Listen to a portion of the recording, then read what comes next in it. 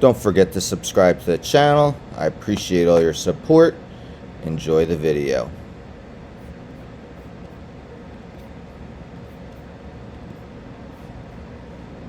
Teacher Talking Sports here. We are going to continue our series of MLB Mount Rushmores. That's right, I've taken on the challenging endeavor of making a MLB Mount Rushmore for every team. The Mount Rushmore will consist of their 4 best players. I've done 6 of them so far, going in alphabetical order, starting with Arizona. Today is the Cincinnati Reds. I apologize. Yesterday's video I said I was doing Cleveland. I realized that is tomorrow. I have to do Cincinnati first. Check out my whole series on my YouTube. This will be the 7th one going up out of 32 teams, doing one daily. So, of course, Mount Rushmore, meaning the 4 best players in team history. There was one player I had such a hard time leaving off. I just did not know who to take off. So I will mention him along with a couple other honorable mentions at the end of the video. But let's get started, and we are starting with one of the best catchers of all time, that it being Johnny Bench. Johnny Bench played his entire career with the Red Sox, inducted into the Hall of Fame in 1989. Look at his accolades: 2-time MVP, Rookie of the Year, 14-time All-Star, 2-time World Series winner, 10-time Gold Glove, World Series MVP. If we look at that World Series MVP, what a series it was for Johnny Bench. Look at his postseason batting. 1976 World Series MVP, went 8 for 15 with 2 home runs, 6 RBIs in a 4-game sweep of the Yankees. If we look at his catching, threw out 43% of base runners in his career compared to the league average of 35%, 3 times leading the National League. But he was also an amazing hitter. In his 17 seasons, batted .267 with an .817 OPS, 389 home runs, 1,376 RBIs, 1,091 runs, and 2,048 hits. Won NL MVP in both 1970 and 1972. Both of those seasons led the league in homers and RBIs. Also led the league in RBIs in 1974. End up winning 10 straight Gold Gloves, starting from his Rookie of the Year season in 1968, spanning through 1977. Twice finished 4th in NL MVP voting, along with his 2 MVP wins. Johnny Bench was a no-brainer to be included. Next, we got Joe Morgan. Joe Morgan played 8 seasons with the Reds. The guy I was mentioning in the beginning played a lot more only with the Reds, but Joe Morgan made such an impact on both World Series winning teams in the 70s that I had a hard time taking him off, and I left him on. Morgan was inducted into the Hall of Fame in 1990, known as one of the best second basemen of all time. As you see, he spent 8 seasons with the Reds, and in their back-to-back World Series wins in 1975 and 1976, he was named the NL MVP, so not bad. If you look at those 2 seasons, how phenomenal he was. In those 2 years combined, to hit .324 with a .997 OPS, 44 homers, 127 stolen bases, 205 RBIs, 220 runs scored, 57 doubles, and look at that, 246 walks to just 93 strikeouts. In his 8 seasons with the Reds, he would hit .288 with 885 OPS, 152 home runs, 612 RBIs, 406 stolen bases, 816 runs scored, and a more than 2-to-1 walk-to-strikeout ratio, 881 to 410.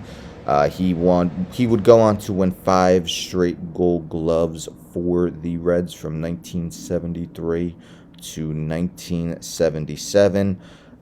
4 times led the NL in on-base percentage with the Reds, once in slugging, twice in OPS. Joe Morgan had to be included as well. But again, very hard to leave one player off who will be mentioned shortly.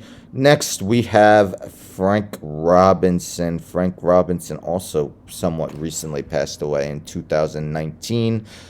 Inducted into Hall of Fame in 1982. All those accolades.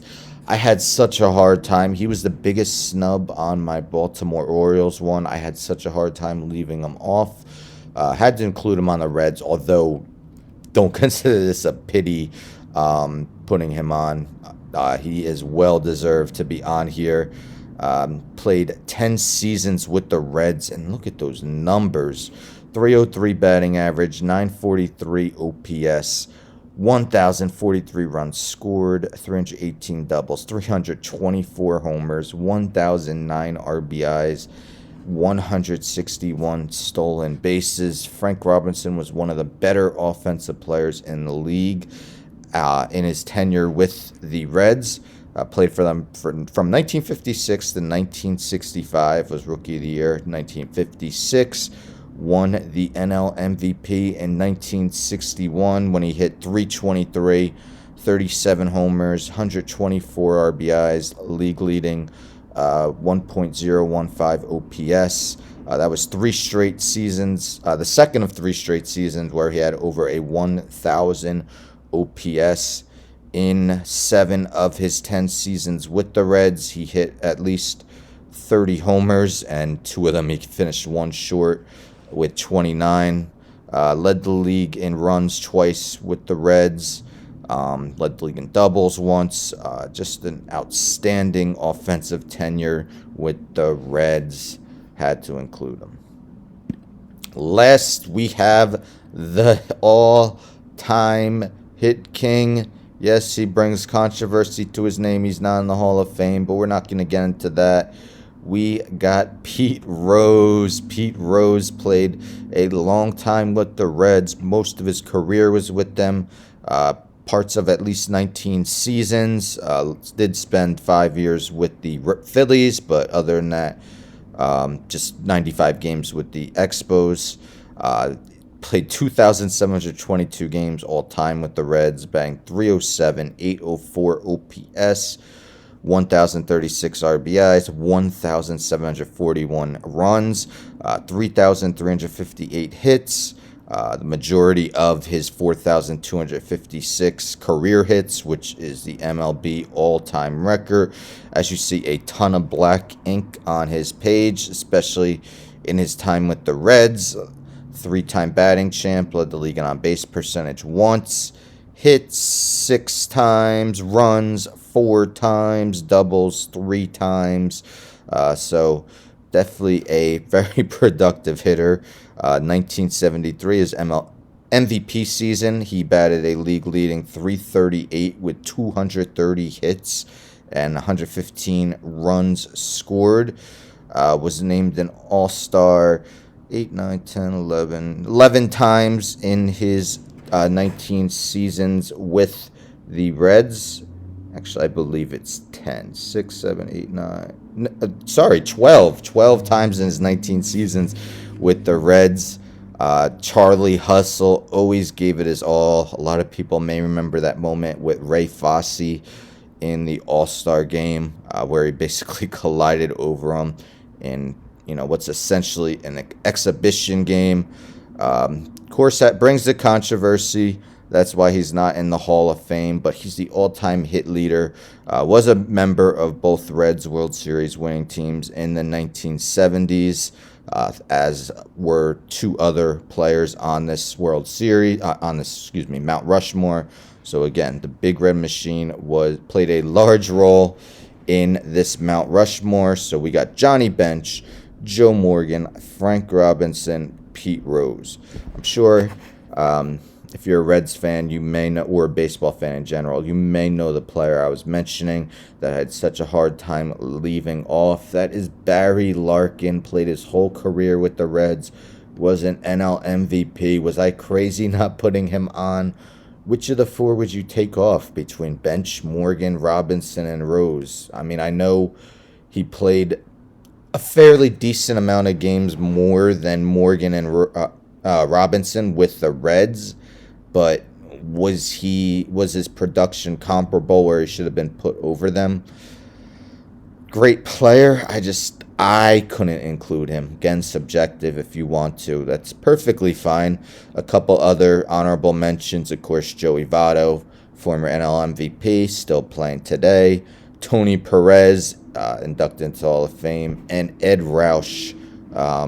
Reds aren't as strong in the pitching as they are in the hitting, so Ed Roush is my one pitching honorable mention. But what do you guys think? Let me know in the comments below whether you believe this is a fair Mount Rushmore. Was I crazy not putting Barry Larkin on?